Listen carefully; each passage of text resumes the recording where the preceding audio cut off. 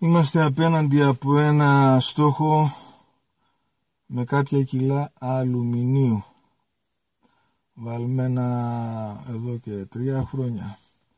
Είναι ανάμεσα στα δύο πασάλια, στην κατεύθυνση που τελειώνει αριστερά το κτίριο με τα Ελενίτ. Εδώ.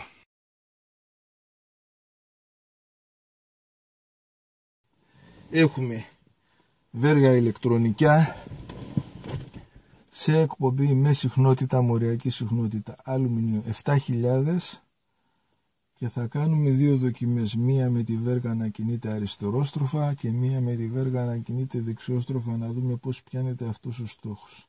Είναι ένας στόχος αλουμινίου, είναι ένας στόχος ουσιαστικά θετικού φορτίου στην πηγή του. Ξεκινάμε λοιπόν.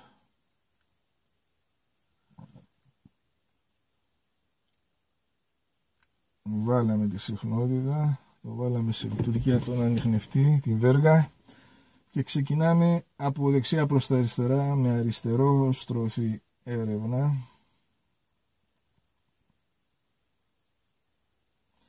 Σιγά σιγά να προσπαθήσουμε να περάσουμε τη βέργα πάνω από το στόχο.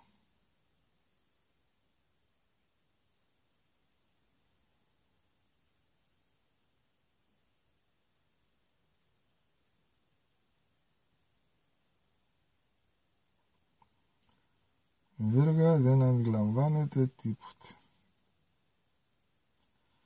Δεύτερη προσπάθεια, πάλι αριστερόστροφα η βέργα.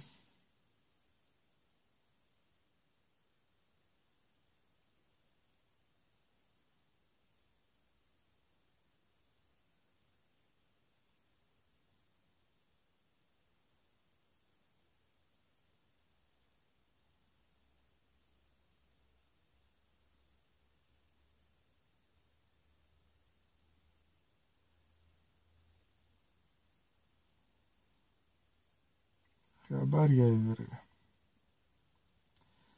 Τώρα, χωρίς να αλλάξουμε τίποτε από τα δεδομένα της βέργας, απλώς θα την κινήσουμε δεξιόστροφα. Από αριστερά προς τα δεξιά με εκπομπή η βέργα, όπως είπαμε, με μοριακή συχνότητα αλουμινίου.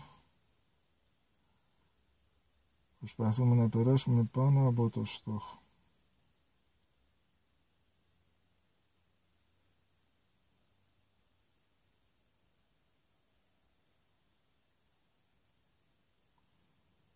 Η βέργα όμως δεν μας αφήνει, κλειδώνει στο στόχο.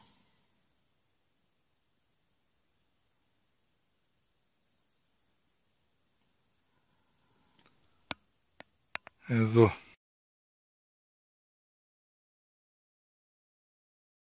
Συμπέρασμα.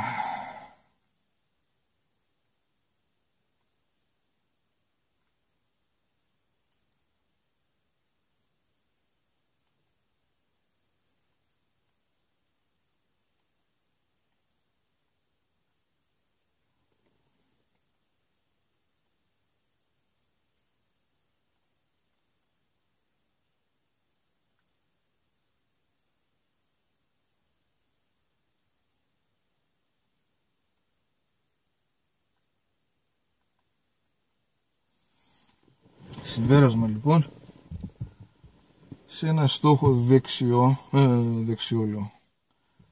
Συμπέρασμα λοιπόν, σε ένα στόχο με θετικό φορτίο, ιωμένο με θετικό φορτίο, το μαγνητικό πεδίο στο σημείο του στόχου είναι θετικό, έχει φορά από κάτω προς τα πάνω.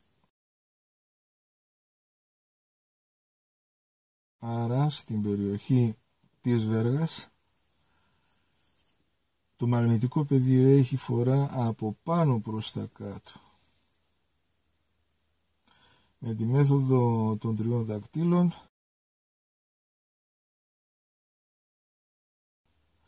το συμπέρασμα είναι εύκολο, ότι για να κλειδώσει η βέργα και να συναντήσει μία αντίσταση στη φορά της, πρέπει η φορά της να είναι από αριστερά προς τα δεξιά. να κάνει εκπομπή. Το μαγνητικό πεδίο είναι έτσι και η δύναμη που την φρενάρει είναι έτσι. Άρα εμείς πρέπει να κινούμαστε έτσι, δεξιόστροφα, για να την αντιληφθούμε. Αν κινούμαστε αριστερόστροφα, προφανώς δεν παίρνουμε χαμπάρι. Αυτά.